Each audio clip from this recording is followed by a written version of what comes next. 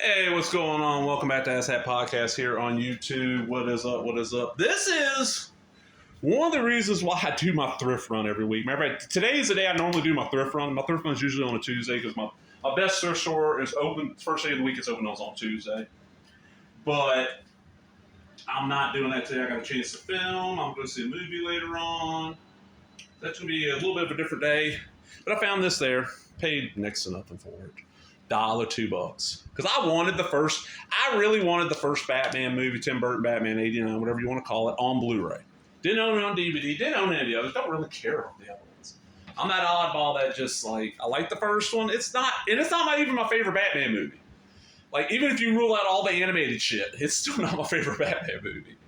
But I enjoy it, and I was around, it was summer 89. It came out in June that year, so it's for my birthday. I was like 14. Just about all I had buddies that are old enough to drive, so I saw Batman 89 in the theater like 5 times. Like, if I could scrap up $5 for a ticket and talk somebody into picking me up, I'd go see Batman 89. But got this really cheap. And part of the reason is I had never seen all the Batman Returns in order. When it came out in theaters, by the time it came out, because I loved 89, I was a huge fan, it had the merch, shirts, all that shit.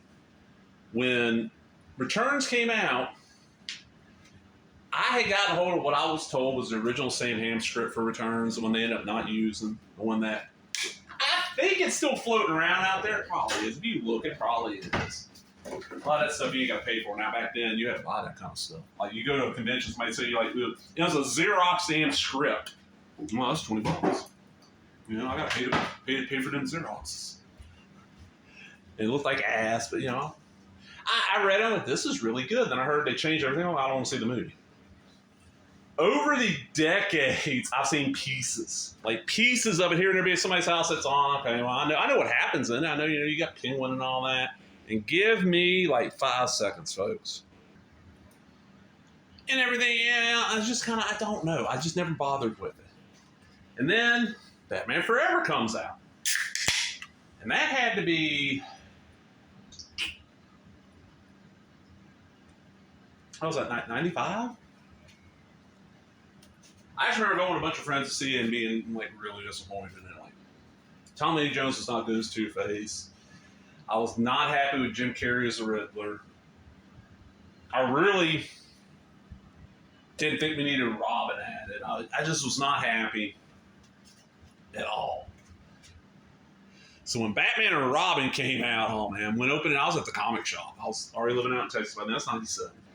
I'm at the comic shop. We're all kind of hanging out. And everybody's talking like, hey, we're going to go see it tonight. A lot of them are going to see the 9 o'clock show. I was like, I'm going to probably go see it like 6 or 7. Because it was in 2 theaters in the local mall. Comic shop was like half a block from the local mall, and that's where the big-ass theater was.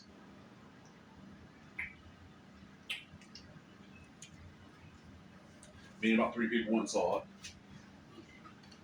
And like 40 minutes into it, I'm watching going, you know what?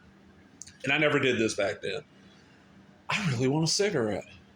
And I almost got up and walked out of the movie, go outside, have a cigarette, and come back. And I was like, no, I ain't gonna bother. And I should have, because that movie fucking blows. I understand 2, 3, and 4 got their fans. I get it. I just did not, especially these two. This one I have seen now finally in full. It's not bad. It's not as good as the first one at all. It really needs Sam Hamm. You can tell it's too much Burton, not enough Ham. But, so let's check them out. This is a set I saw all over stores. It was like, I think $20, which ain't bad. $5 a fan if you're a fan. Yeah, I just wanted the first one, so. And they pack them on. Because you got them stacked and plain simple disc. Probably the same Blu-ray releases they've had before. They just had too many. So they just put them all together and try to make their money. Yeah. I will say this, the Batman 89 sequel comic is really good. I've read the first, I think it's 6 issues, the first 3. And I'm just kind of like, I need to go and just get the trade. It's good, but I do need that trade. So I'm kind of weird about Batman. I like the character, but in comics, I only really like him if certain writers are on him. Movies, I'm more accepting of them. Movies and cartoons, I can handle almost any incarnation. In comics, I want a certain version of Batman, and there's only certain writers that do it for me. I'm trying to think. Danny O'Neill's a good one. Doug Munch. I mean, Frank Miller. Shouldn't have to mention Frank, not Mark. I shouldn't have to mention that one. Trying to think who else has done some good Batman stuff. This creator does not like it, but I think Killing Joke's still good. I mean, I enjoyed it.